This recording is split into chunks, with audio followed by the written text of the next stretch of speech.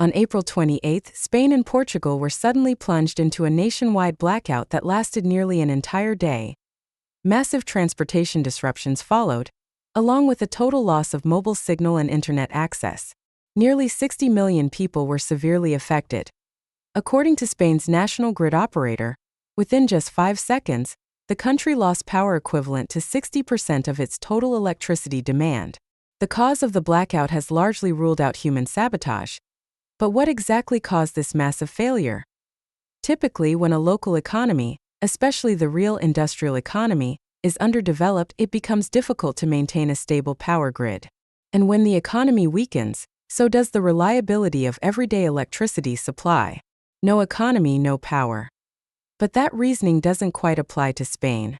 By both EU and global standards, Spain has a solid real economy. In 2023, its industrial value added reached $320 billion, accounting for 20% of GDP.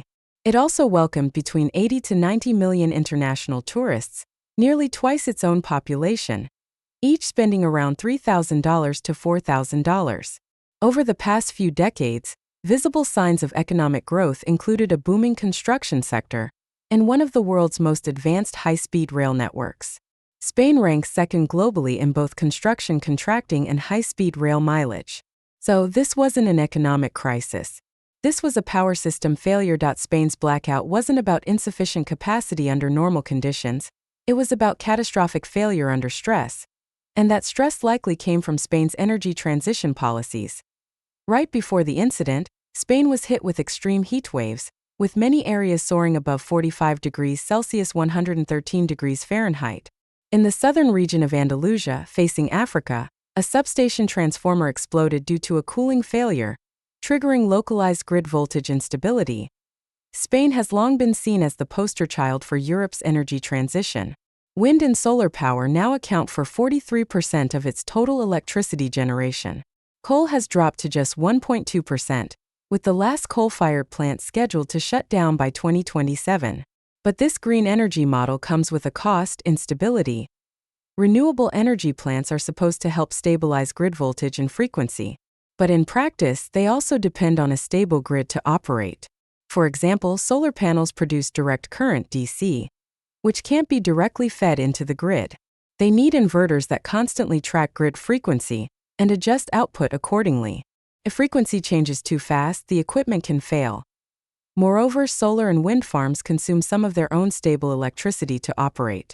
To protect themselves, many are designed to disconnect immediately from the grid when instability is detected, what's called the islanding effect. If something goes wrong, they quickly drop offline to prevent equipment damage. In the EU, the allowable frequency deviation is just 0.5 Hz.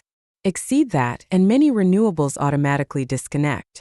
When that happens, the remaining grid loses even more power, pushing it further out of control, like a breached dam where one leak sends rescue crews fleeing, only to cause a total collapse. But is the real problem that Spain has too many renewables? Not exactly. The problem is not enough energy storage. Electric grid loads fluctuate constantly.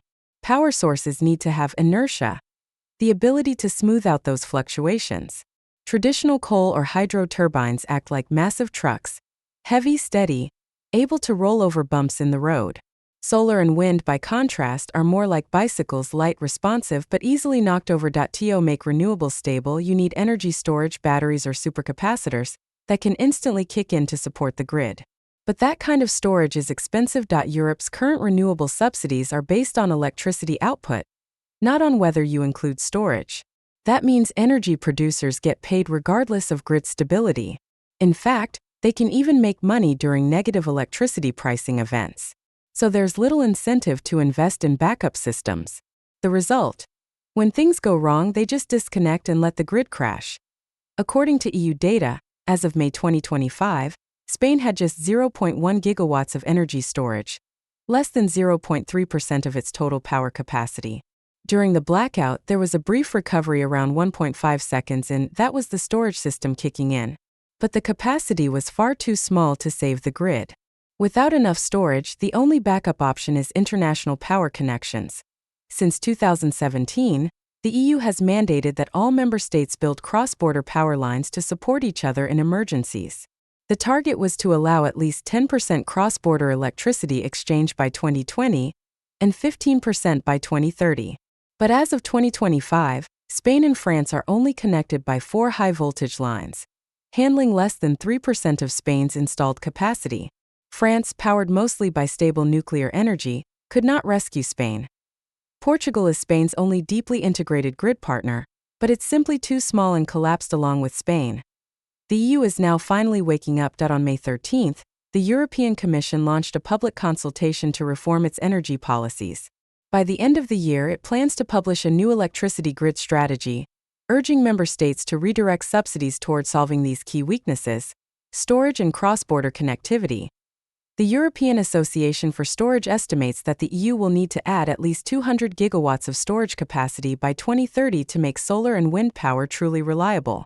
Some countries like Germany are reconsidering nuclear power, not only stopping opposition to it being counted as green, but even discussing restarting domestic nuclear plants. Ironically, just a week before the blackout, Spain proudly celebrated achieving 100% renewable electricity for the first time.